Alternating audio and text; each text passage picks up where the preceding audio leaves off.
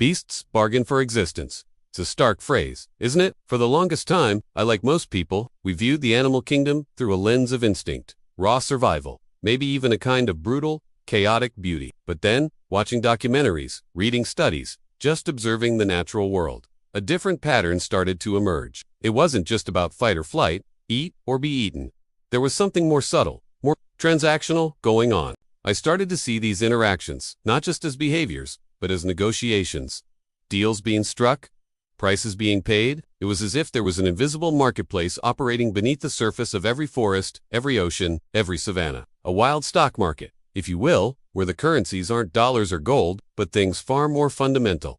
Energy, time, risk, social standing, even information. Think about something as common as grooming in primates. We see it as affection, social bonding, and it is.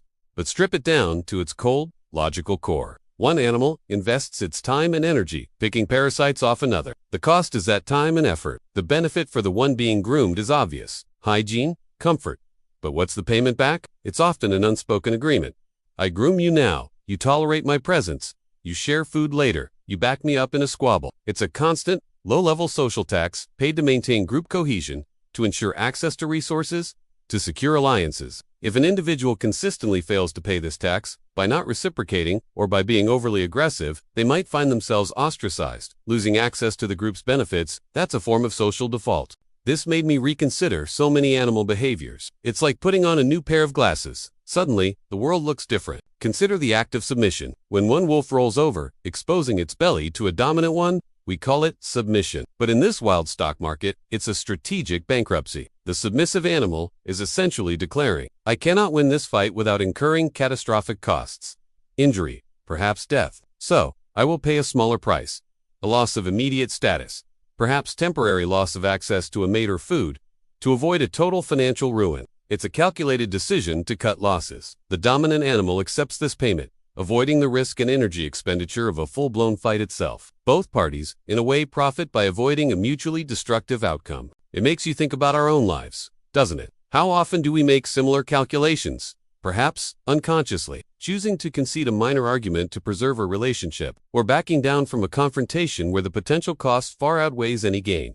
It's not always about weakness. Sometimes, it's about smart risk management, preserving our capital, whether that's physical, well-being, emotional energy, or social standing, for battles that truly matter. Then there's the concept of play, especially in young animals. It looks like pure, unadulterated fun, and it is. But from this economic perspective, it's also a crucial investment period. Think of it as social venture capital. Young animals, through play fighting, chasing, and tumbling, aren't just burning energy, they're investing in their future. They're learning crucial skills, how to hunt, how to escape, how to fight. But just as importantly, they're learning the rules of the market within their social group. They're establishing pecking orders, testing boundaries, building credit histories with their peers. Who's reliable? Who's too aggressive? Who can you do business with? These early investments in social learning and skill development pay huge dividends in adulthood, determining their success in finding mates, securing territory, and ultimately, passing on their genes. This isn't to say animals are consciously pulling out tiny calculators. It's more that evolution has shaped these behaviors, because, on average, they lead to better outcomes. The currencies are deeply ingrained. A male bird displaying vibrant plumage and performing an elaborate dance isn't just showing off. He's advertising his genetic solvency. Such displays are often energetically costly. Only a healthy, well-fed, genetically fit individual can afford such an extravagant marketing campaign. The female, in choosing him, is investing her reproductive future in a blue-chip stock, one likely to yield healthy, successful offspring. Even alarm calls. An individual spots a predator and calls out. Altruism? Perhaps partly, but it could also be a market manipulation tactic. By alerting everyone, the caller might create chaos, making it harder for the predator to focus on them. They're investing a small risk for a potential return of increased personal safety. If the predator targets someone else in the ensuing panic, or it could be an investment in kin selection, protecting relatives who share their genes, thus ensuring a part of their own genetic portfolio survives. Territorial marking with scent, sound, or visual displays is like staking a claim and then constantly paying the property taxes on it. The tax is the energy spent patrolling, marking, and occasionally defending. The asset is exclusive access to the resources within that territory. Food, mates, shelter. Failing to pay those energetic taxes means another individual, willing to make a higher bid in the form of a fight, might foreclose on the property. This framework, this idea of beasts bargain for existence, doesn't diminish the wonder of the natural world. For me, it amplifies it. It reveals an incredible layer of complexity, a hidden economy of life and death, profit and loss, played out every second.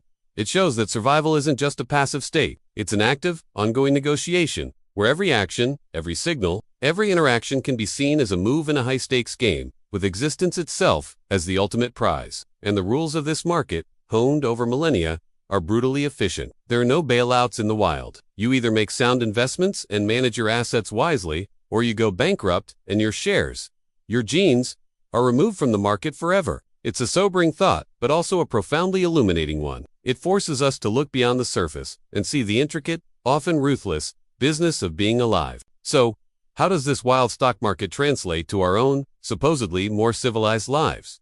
It's surprisingly direct. Think about the small social taxes we pay daily, a genuine compliment, actively listening when someone speaks, offering a small favor. These aren't just niceties, they're micro-investments in our social capital, building goodwill and strengthening the bonds that support us.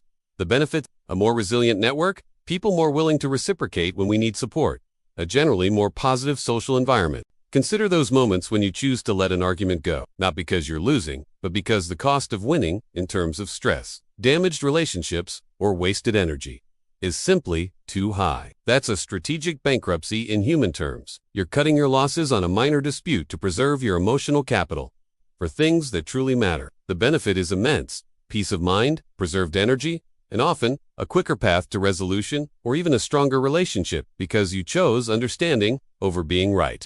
And what about continuous learning, trying new hobbies, or even just engaging in playful exploration of ideas? That's our version of the investment period. Every new skill learned, every new perspective gained, is like adding to our portfolio of capabilities. It might not seem like a direct transaction at the time, but these investments compound, making us more adaptable, more resourceful, and opening doors to opportunities we might not have otherwise encountered. The benefit is personal growth, increased competence, and a richer, more engaged life. Even setting boundaries. It's like marking our territory in a healthy way. It requires an initial investment of courage, perhaps an uncomfortable conversation, but the return is respect, clarity in relationships, and the preservation of our own well-being. Recognizing these underlying transactions in our daily interactions isn't about becoming cold or calculating. It's about becoming more aware, more intentional. It's about understanding that our actions, even small ones, have value and contribute to the economy of our lives and relationships. By consciously making smarter investments of our time, energy, and social effort, we can cultivate a more supportive, resilient, and ultimately, more fulfilling existence. It's a different way to look at things, but perhaps a useful one. Thank you for joining me on this exploration. If you're curious to learn a bit more or find something that might just help you navigate your own market, do check out the description below. Take care.